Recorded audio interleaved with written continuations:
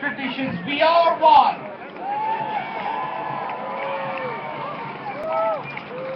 Brothers and sisters, we gather here today to thank God, the most just and the most compassionate creator of all of us. We thank Him. We thank Him for giving us this opportunity to stand together. And we thank Him for giving us the courage to stand together against the infectious greed of Wal Mart. And we thank God for blessing us to be a people of all faiths and all colors. And we are never afraid and we are never tired to stand together for justice, however long it takes. We ask you, oh dear God, guide us to the prophetic love for justice. Enable us to be able to speak truth to power. Empower us to challenge the greed and deceit. And help us, oh God, to stop the never-ending encroachment of Wal Mart into our cities and hamlets. We pray and we pray to you, dear God. Bless us with courage to stand together in rain or in shine, in Shanghai or in China, in Inglewood or in Los Angeles. And we stand together and we refuse to take the tossed crumbs by the rich and the powerful. We refuse to take any crumbs for us. We want the whole justice on the big table for all of us.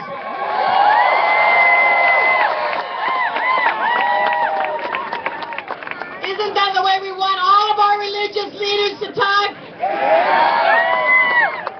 Sisters and brothers, this is not an issue only for Chinatown. This is not even an issue only for downtown LA or LA County. This is an issue that's much, much bigger, statewide, nationwide, and worldwide. We have today with us the leader of the labor movement in California, a brother who represents over 2 million unionized workers fighting every day for good jobs in this country and in this world. Please welcome the head of the California Labor Federation, Art Pulaski. Thank you, Maria Elena DeRosso. Every family deserves the chance for a decent job. And all of us here know that when Wal Mart moves in, good jobs move out. And therefore, we have 2 million good union members from across California speak with the workers of our Wal Mart with one voice in what we call solidarity. And we march today to Chinatown, but our voice echoes across LA, across California, and across the country, all the way to Benton, Arkansas, and beyond that to Wall Street. And we have a message for Wal Mart, and we have a message for any other corporation that tries to hire poverty wages to get richer, or who tries to silence our voice. We say no, not here, not there, and we will stop you everywhere.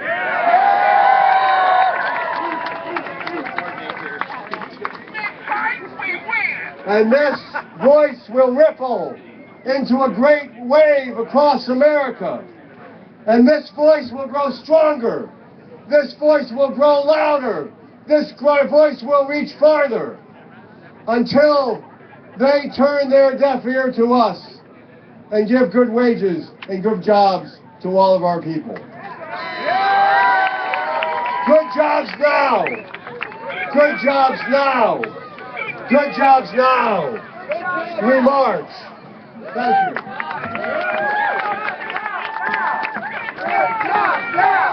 Sisters and brothers, this is also not just about grocery workers or retail workers. This is about all working men and women in this state and in this nation. So please welcome the head, the president of the Los Angeles County Firefighters, Dave Gelati. Thank you, Sister Narazo. I am not new to rallies. I am not new to marching. 10 years I've been doing this as the president. 15 years I've been doing this as a member of my executive board. And I've been a firefighter active duty for 24 years. I'm not just some union boss. I work right over here at Compton and 81st. So I'm a worker like everybody out here. And as my mom said, there is honor in all work.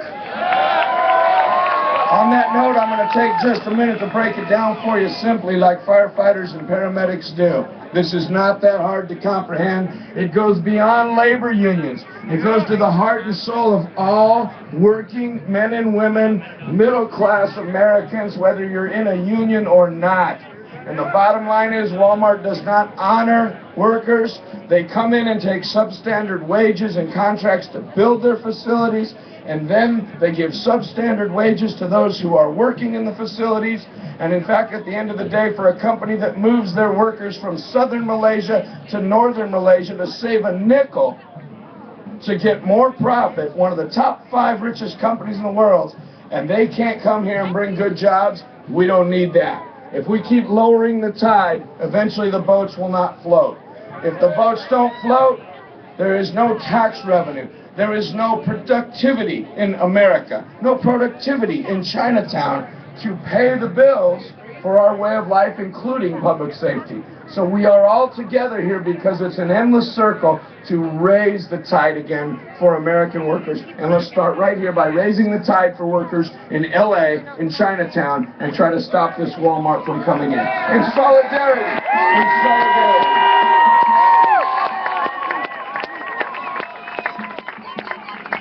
So, sisters and brothers, you know, organized labor stands for fairness, right? We believe everybody has a right to voice their opinion, right? Right.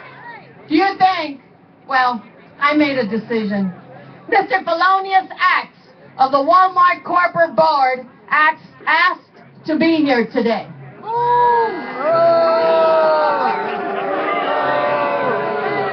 So, we have some extra protection for them. And we're going to give them a minute or two to say their point of view, okay?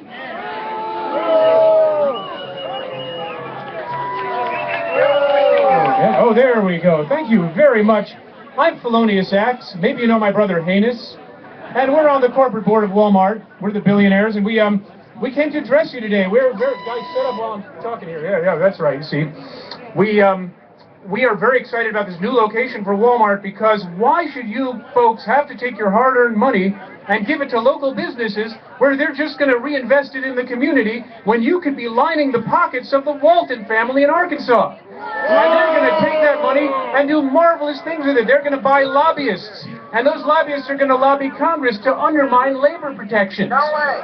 So that money is going to do something rather than just make a local community productive. Goodness gracious. We're very excited about our business model, which is why we're introducing our new campaign today, Sweatshop Labor and Walmart. Perfect together. People hear the word sweatshop labor, and they get really upset, and then they hear child sweatshop labor, they get even more upset. And I don't know why. When you hear that, you should be thinking, oh, this is going to be cheap. I'm not going to have to pay very much for this item because children built it. But then they say, oh, this is horrible. These children should be in school. But let me ask you this. These third world children working in our sweatshops, why should they be sitting there in a social studies class preparing them for a career working in our sweatshops? We give them a leg up early. We start them with our special child apprenticeship program.